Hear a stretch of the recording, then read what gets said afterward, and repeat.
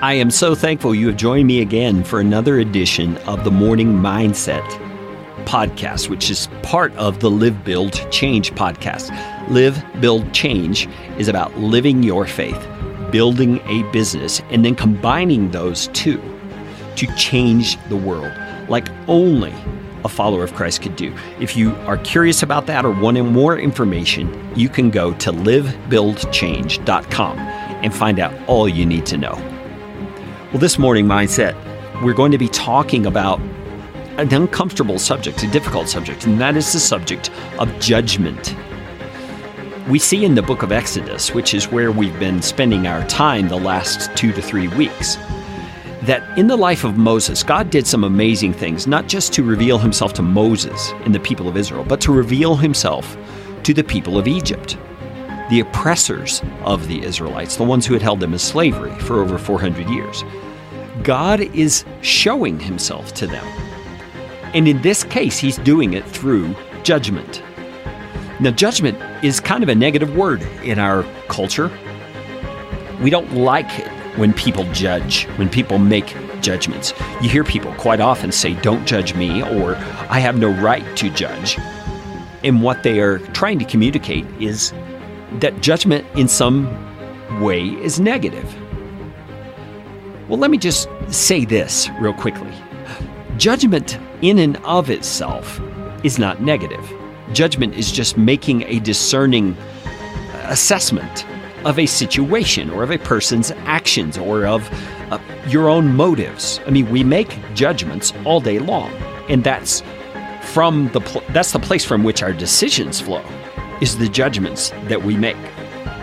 Now, in the book of Exodus, the kind of judgments we're talking about are judgments God is making against the people of Israel. So in this case, it does feel very negative because God is bringing a hardship against them in judgment. He's saying what you are doing in keeping the Israelites captive is wrong.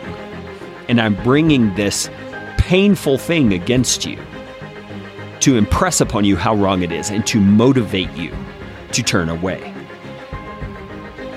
This kind of judgment is similar to the kind of discipline that a parent brings into a child's life when a child is disobedient, right? It's very much the same thing. You know, we're not going to get into a debate about spankings and standing kids in the timeout corner or things like that, though I do have very strong opinions about those things. But the point is, judgment of this kind is something we are familiar with. We see it in the courts as well.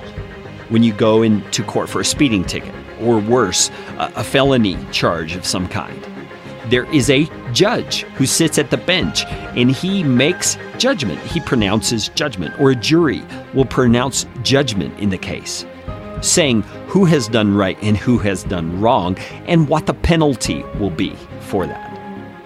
You see, judgment is an ingrained part of who we are as human beings. And we can't run away from that. We have to actually embrace that because judgment is necessary and needed in order to be a healthy society and a healthy individual. Now, where does judgment come from? The concept of judgment flows out of the character of God, because God does not have a rule book or a constitution that he looks to determine right and wrong.